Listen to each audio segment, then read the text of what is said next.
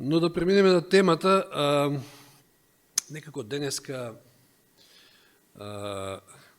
јас и Јани сме во тој правец како Господ да не водел и секако Господ не водел.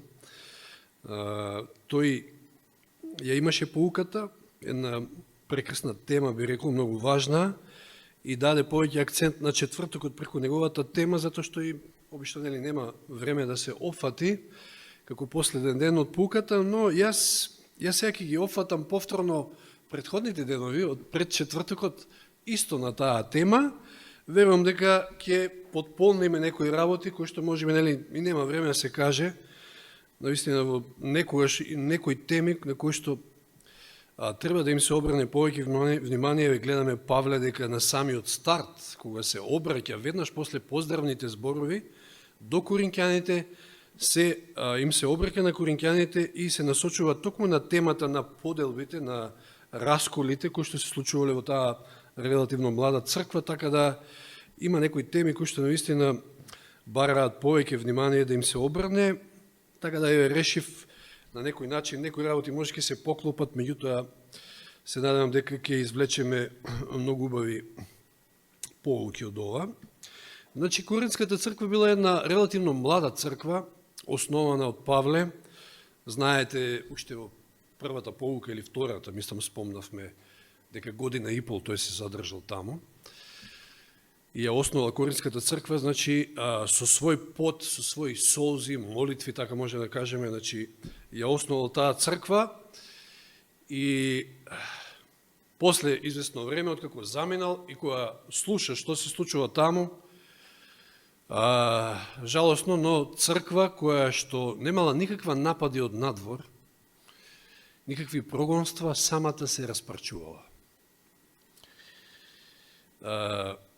И тоа поради самите луѓе внатре, не поради апостолите, како што денеска можеби тоа го согледавме, или не ни беше можеби толку тоа истакнато. Значи, самите луѓе стоеле на тоа богослужение, тоа можеби било само една обична соба, едни на една страна, други на друга страна, и баш како навивачи на утакмица, секој повикувајќи го и бодричи го, одобрувајќи го својот водач, кој што тие си го избрале. Значи, едните биле за Петар, за Кифа, како што се вели таму, другите за Павле, третите за Аполос, а имало и четврти, оние кои што можеби се сметале као најсвети. Ама сите се напаѓале едни со други, и овие можеби биле и најбедните, да кажам, кои што велеле дека, ние сме Христови. Меѓутоа ги презирале другите. Значи, еден дух кој што всушност не смее да постои во црквата. И, значи, вскарани кланови, замислите си заедницата, црквата која што самиот Исус ја започнува на почетокот, Павле ја основа таа црква таму, која што требало да ја прикаже Божјата љубов пред луѓето, всушност е распарчена, се претвориле во една збрка од скарани кланови. Меѓусебно, лоша слика. И кога Павле слуша за ова, веднаш е толку директен и од сите оние гревови, денеска се спомна и гревот на блуд, меѓутоа тоа е за следната поука, баш следната поука во 5 глава Коринќаните расправа за тоа, но и покрај блудот, и покрај тужењата по светски судови, како што велиме, покрај хаосот на богослуженијата што се случувале, Павле смета дека ово е најголемиот проблем од таа црква. Затоа што, ќе видиме следната поука, ќе се сетите во 5 глава Коринќаните што вели и каков совет тој дава за блудникот, таму кој што еден, двајца може да се најдат, ќе ги изолирате, ќе ги тргнете од црква. Меѓутоа, ова е многу поголем проблем. Расцеп во самата црква, и тоа на повеќе табори, на повеќе кланови, за ништо буквално. Ама ете, тоа е таа човечка природа некојаш, како што и денес се спомна, Јани спомна, да се наклонуваме кон човек, кон видлив водач, наместо кон на Бога. И Павле е кристално јасен, директен и баш користи еден специфичен збор, што во превод значи шизма, така е слично нешто и на грчки, не е Јани сега да ми каже точно како, меѓутоа што значи раскол. Но Тоа е збор кој што ние покасно сега го користиме за, значи, во религиозни термини, така да кажем. Меѓутоа, во тоа време, знаете што означува? Значи, насила, кинење на ткаенина. Значи, едно парче ткаенина, облека што и да е, кое што е исткаено од едно парче, насила, со тргање, се кине таа ткаенина. Тоа е всушност значењето. Значи, на средина, во овој случај, може би, ако гледаме овде 4 партии, да кажем така, може би на 4 парчи да се искине. Значи, како што кажав, тој го именува проблемот јасно и директно и не кружи околу темата. Значи, неверојатно е директен, затоа што одма после поздравите, значи во прва глава Коринќаните, секако, веднаш удира на самиот проблем,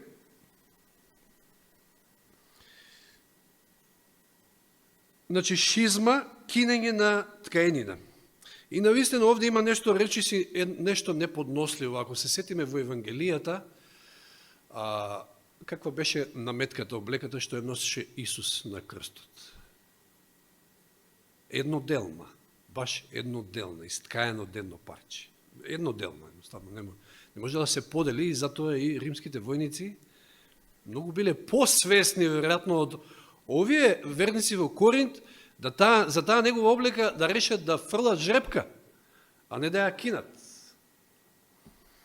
Иронија, меѓутоа, ете тоа е тоа. Значи, тие како да биле посвесни од самите верници во оваа млада црква во Коринт. Значи, парче ткаенина кој што е искаено од едно парче, значи, да не треба да се кине. И интересно е што на прв поглед оваа нивна расправија, затоа што како што се поделиле на кланови, така и имало расправи. Денеска го видовме и тој збор, може би не го спомнавме, или го спомнавме, ерис на грчки, значи расправи, во кој контекст Павле го спомнува, значи среде какви големи гревови,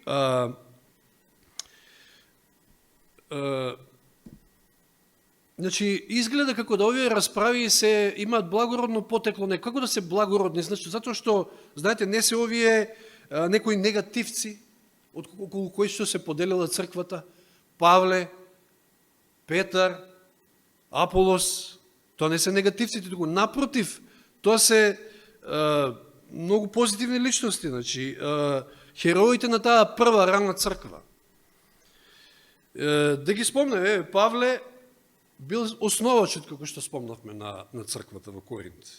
Дошол во слабост, во страв, знаете, гонет, спомнавме во првата поука, од каде што се нашол во Коринт и исто тука бил исплашен да не биде прогонет и останал година и пол во црквата, таму во Коринт, и ја основал. Значи, го посадил Евангелието во тој град, во тоа место.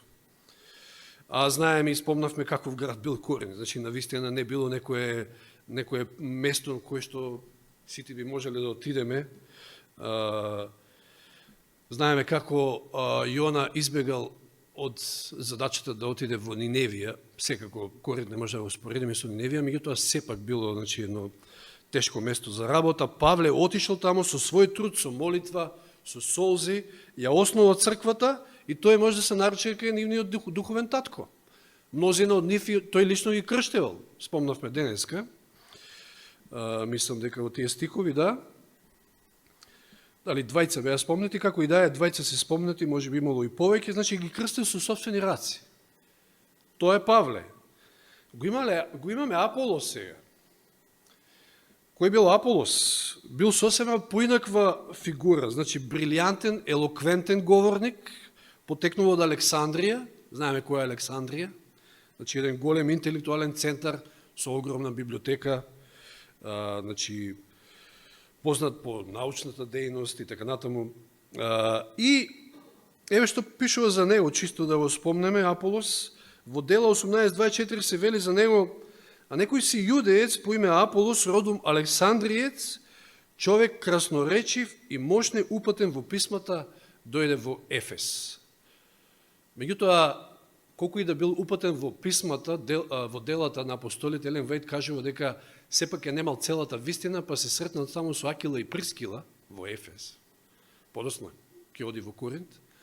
И Акила и Прискила го доучиле во некои моменти. Еве да прочитам од дела апостолски. Додека бил во Ефес, Аполос почна смело да зборува во синагогата. Меѓу неговите слушатели се наоѓале Акила и Прискила, кои забележувајќи дека уште не ја примил целокупната светлина на Евангелието, го зедоа при себе и му објаснија подетално за Божиот пат. Со нивната поука тој уште подобро ги запознал светите списи и станал еден од најспособните бранители на христијанската вера. И постигнал неверојатен успех подосна во Коринт. Еве читаме, Аполос заминал во Коринт, кај што јавно проповедал и работел од куќа до куќа. Она работа која што многу фали, нели, во денешно време, зашто тој силно вели и јавно ги побиваше евреите, докажувајќи преку писмата дека Исус е Христос, дека е Месија. Павле го посеал семето на вистината, Аполос сега го полеал, како што се вели подосно во стиховите ги читаме. Успехот што го постигнал Аполо, проповедајќи го Евангелието, навел, значи Аполос се покажал како многу поуспешен од Павле во Коринт, и овој негов успех навел некои верници, неговите заслуги да ги издигнаат над заслугите на Павле. И еве ви го тој дух, тој туѓ дух, како што вели Елен Вајд, ова споредување на човек со човек, или на работник со работник, слуга Божи со слуга Божи, во црквата внело туѓ дух, кој се заканул во голема мера да го попречи ширењето на Евангелието. Страшно. Зошто? Затоа што Аполос, значи се понеле по него, затоа што само бил по-елоквентен, значи Павле бил многу по-длабок, по-директен, а овој бил, може би така, како да кажам, по-благ, ама и по-елоквентен. И се само заради тоа, едните тргнале по едниот, другите по другиот. Ето човечка природа. И Петар, да го спомнеле, и Кифа, нели, неговото арамејско име, тој е еден од водачите на црквата тогаш, значи, првиот од еднаквите, да кажам, ајде така. Знаете, па и тој самиот го проповеда Христа распнатиот, ако ќе видиме подоцна, значи, зашто крстот е решение за сите проблеми. И Аполос зборува за Христа распнатиот, го проповеда Павле, да не зборуваме, а Петар во својата прва проповед во 50-ница зборува за тоа. За Христа распнатиот. Меѓутоа, знаете, него го сметале па за директна врска со Исуса Христа и заради тоа и некои тргнале по него. Директна линија, значи, на поврзано со самиот Исус. И сега имаме тука една трагедија, а среде неа една горчлива иронија, може да кажеме. Зошто? Коринјаните не се делат околу лажни учители или еретици, туку околу добри водачи. Значи, зеле надарни, верни луѓе и претворили во тимски капитени и овие со знамења, знаете, како навивачи. Едните на една страна, другите на друга страна. Сега има светско првенство, знаете како навиваат. Значи, зеле нешто добро, нешто, значи, побожното водство и го вооружале со нешто што ја распарчува црквата. Страшно. И, како што кажам, значи, едните го ценеле оној темелен авторитет на Павле, другите елоквентноста на Аполос, третите Петар, како, нели, директна врска со Христа и така натаму. Оние па четвртите, кои што кажав, најстрашни биле на некој начин, како да закачи, како што викале, нели, Христови, ние сме Христови, го закачале некоја партиска значка, значи се фалеле со тоа, ги презирале други, да, ние сме Христови. Ние сме по-големи од сите вас. И секоја од овие групи може имале своја причина да си го бранат својот водач. И сметале дека нивниот водач е најдобар. И секоја од нив, со други зборови, ја кинеле таа ткаенина. И колку повеќе тие фракции се расправале помеѓу себе, се повеќе се кине. Знаете, таа ткаенина не може, ако ја оставиш така, не може да се зацели самата од себе. Не, туку При секој друг нов притисок се повише и повеќе се кине. И еден детал кој што ја денеска малку го кажав, овие водачи, сите овие водачи одлично се служувале меѓу себе, они немале проблем меѓу себе. Имаме ситуации таму, нели, Павле го прекорува Петар, меѓутоа во духот на Евангелието тие многу лесно ги решавале тие проблеми, неговото дволичење и така натаму. Далеку тоа било од некаков раскол меѓу нив. Но верниците, самите верници ја направиле поделбата затоа што се групирале едните кон еден центар, како што денеска испомнавме во пуката, другите кон друг центар. Не може да има 3, 4, 5 центри. Црквата функционира и може најдобро да функционира само ако е христоцентрична. Значи, као Исус е во центарот. Како што и Аполос, како што кажав, и Павле, и Петар, сите укажувале на Христа.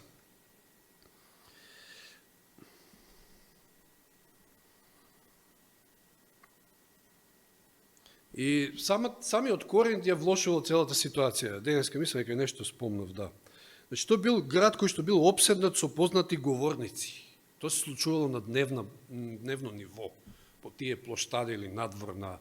Тоа биле грци, знаете, уживале во демагогии, во расправање на филозофии, на не знам што таму.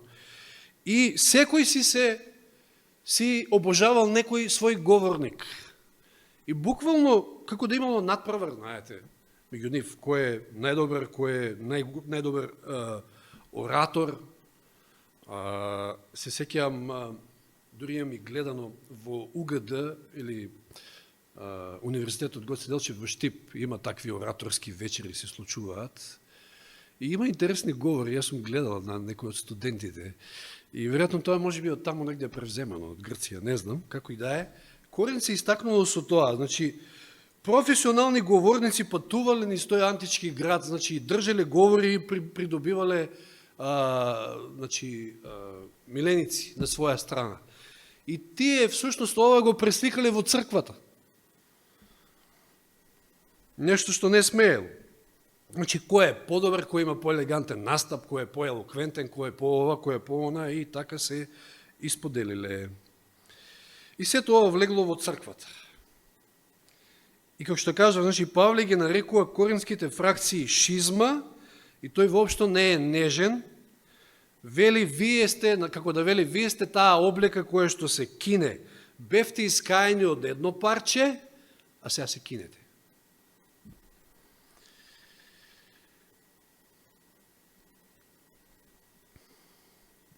И знаете, кога секој трга на своја страна, тоа ќе се докине. Не може да остане така. Сеќавате на една песна од Васка Илиева? Видите, македонскиот фолклор има за све нешто. Не знам како и беше насловот, заборив да го напишам насловот, меѓутоа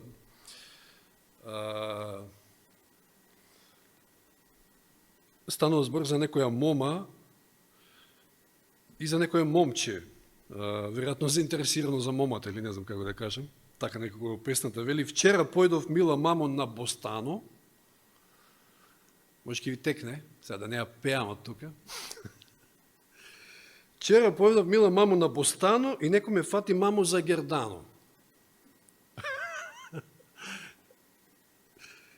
Тој држ, јас држ.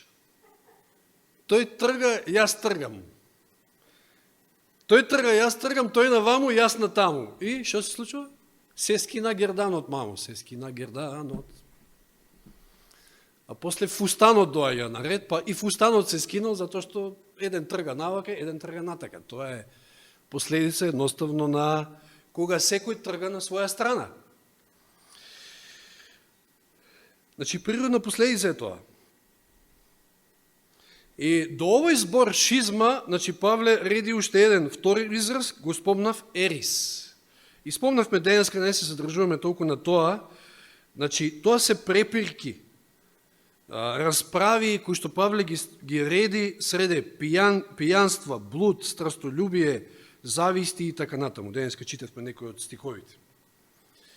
И толку далеку оделе коринќаните во тие расправи што оделе по светски судови да се тужат, да ја срамат црквата. И тоа тогаш не било, надвор на улица се случувале. Тие судења, расправи. И Павле им вели, значи тоа го зборувам за ваш срам, или со други зборови, како не ви е срам ова да го правите. Да ја срамите црквата по плоштадите, значи дозволувајќи на тие светски суди да судат и расправаат меѓу вас кој е во право, кој е во криво. И сега кој е чарето денеска го видовме, меѓутоа да го погледнеме сега малку можеби од поинаков агол.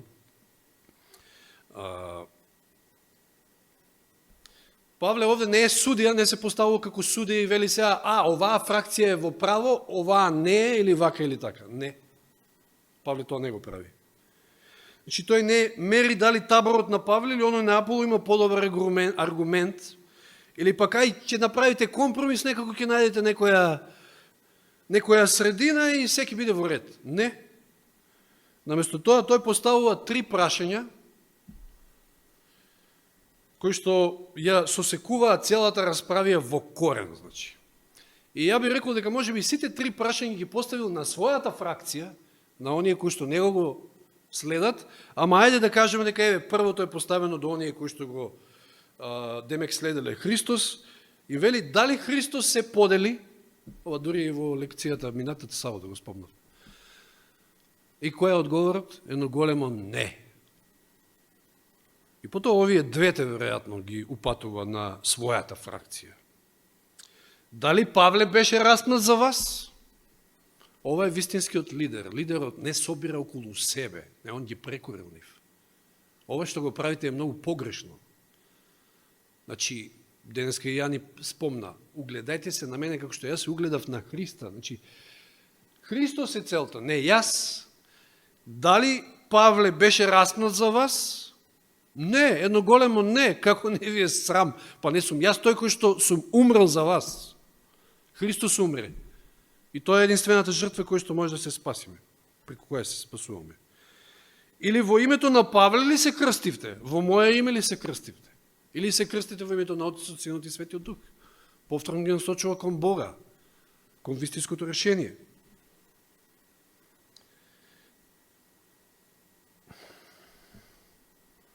Видите што прави Павле? Значи, им покажува дека нивната цела рамка е срушена, скршена, едноставно не вреди. Значи, уште при самиот обид да се кажеш дека јас припаѓам на Павле, ти едноставно правиш катастрофална грешка.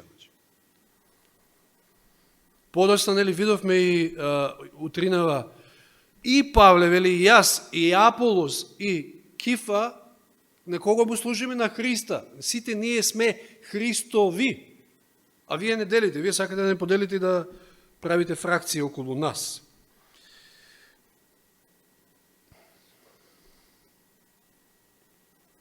Значи, вистинскиот Божи слуга не собира следбеници за себе.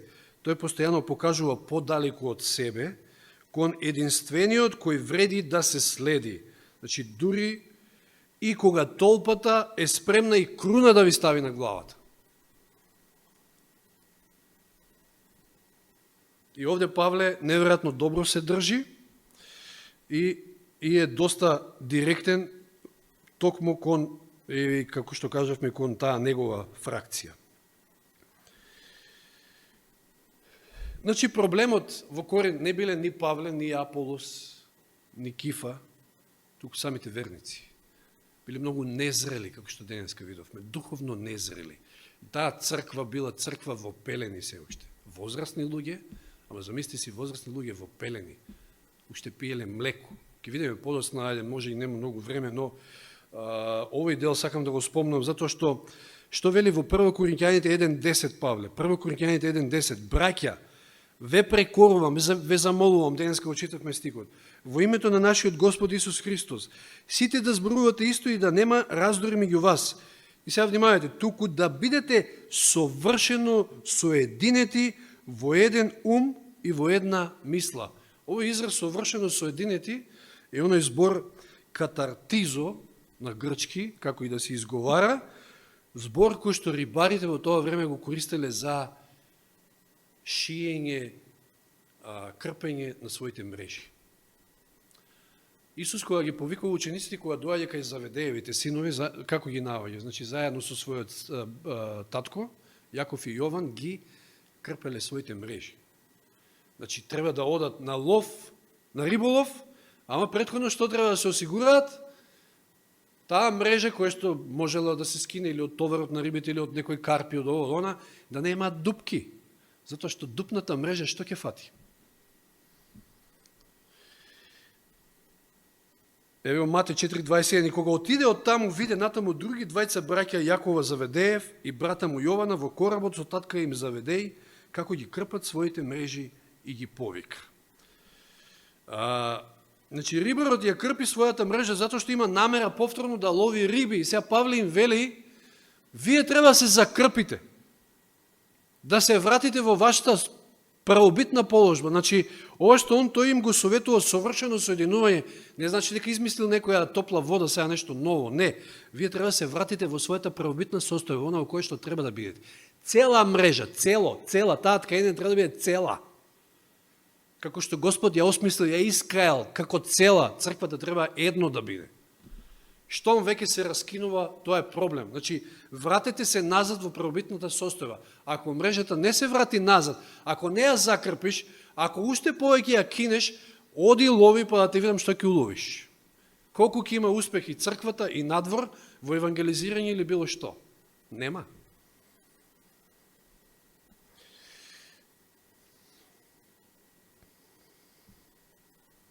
Тоа е со рибарски речник. Меѓутоа, овај катартизо, овој збори во медицински речник се користел, а тоа е кога ќе ви се исчачи, кога ќе излезе, да речеме, зглобот од својата чашка, да кажеме, и кога треба да се врати назад во правобитната состојба. Тоа е исто. Истиот збор се користи. И не знам дали сте имали такво искуство, ја не сум имал, фала му на Бога. Никојаш до сега не сум кршил, или да, местење на скршена коска исто, за да правилно зарасне.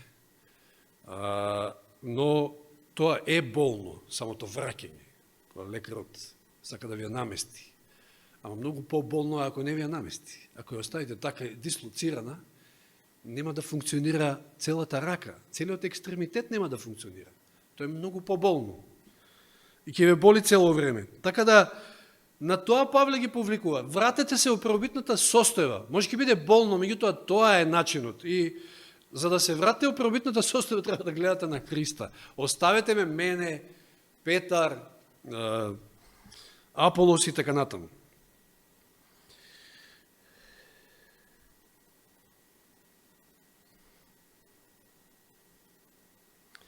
Денеска се спомна нешто, значи, мислам дека имаше и коментари на тој дел, дека Павле не повикува, е неверојатно внимателен, тој не повикува на единство, на еднообразност, туку на единство во различностите. И пораката на тоа е, и затоа ја кажува онаа слика со телото. Црквата е, нели, како човечкото тело, различни органи, секој орган си има свое место, секој орган си има своја функција. И телото супер функционира кога тие органи сите заеднички работат за телото, за животот на телото, да функционира, и слушајќи главата секако. Проблемот настанува кога раката ќе рече, не ми треба ногата. Или ако замислите се сега цело тело од раце да е, па не може да оди. Или не може да гледа, и така натаму, многу други функции не може да ги. Сите, ако сложно работат, водени од Христа. И тоа сака да каже, значи има место и за Аполос, за елоквентен како Аполос. Има место и за некој како Павле, има место и за некој како Петар. И место и за некој како Трајче Петко и така натака. За сите има место и сите имаат своја функција и свој удел во Божјата црква. И сите тие се различни, ама сите се споени во Христа. Сите може да имаат и различни размислувања и табијете и начини на работа и така натаму, меѓутоа сите се споени во Христа. И така телото функционира. А не затоа што можеби некој орган, па тоа и го кажува Павле подосна, некој орган можеби е поважен во телото, па и сега ќе му придаваме повеќе важност. Не. Сите се битни. До најситниот, до најмалиот. И кога замисли сега да се свртат органите еден против друг. Мислам, ајде, таква некоја слика, таква некоја состава не постои, ама ајде да кажеме овие автоимуни болести што ги викаат. Тоа е на некој начин свртување на телото против самото себе. И тука тешко нешто да помогне. Значи, распарчување. Нефункционално е таквото тело.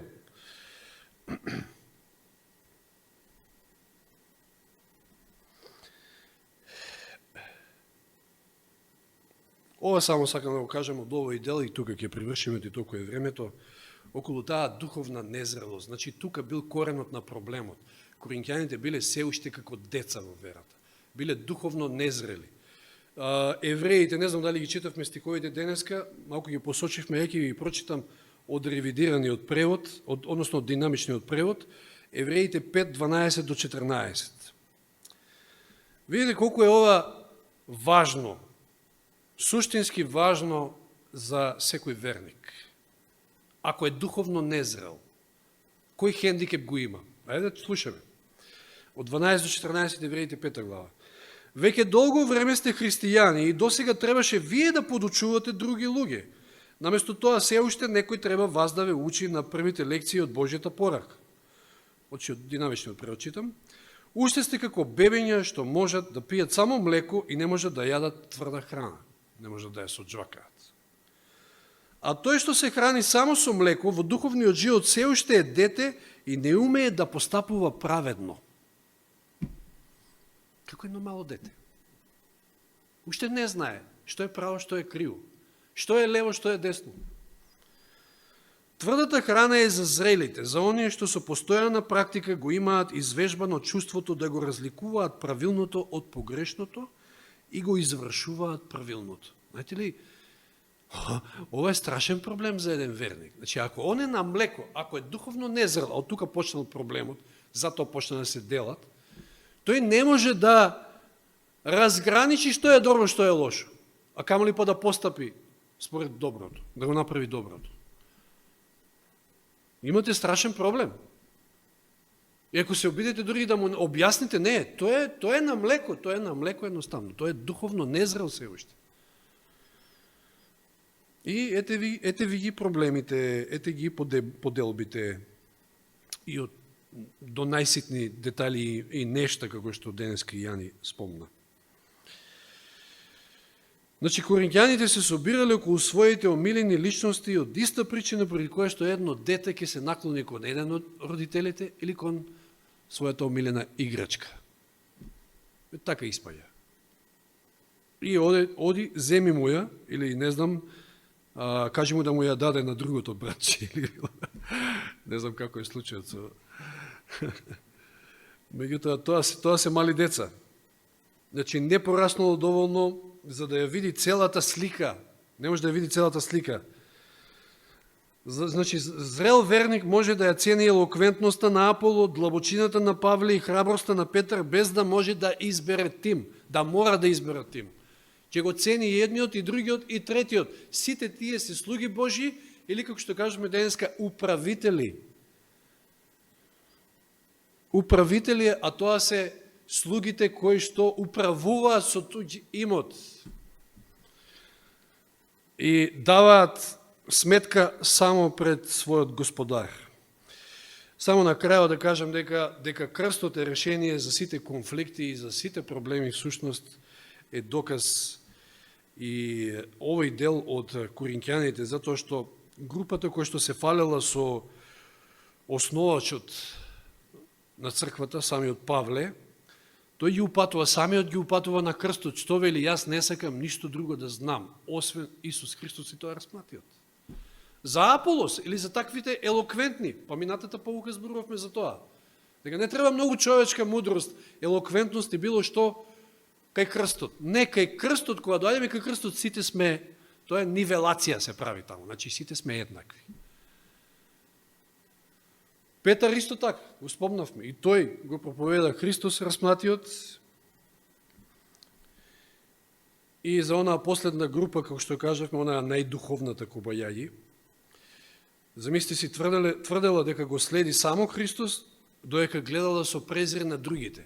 Замисли си кога сте сите пред крстот Голготски, Како може да гледате со презир на другиот? Кога вие тука ја гледате својата ништожност. Значи, тука се прави таа... Пазите, крстот е Евангелието, нели, спомнав минатиот пат, силата.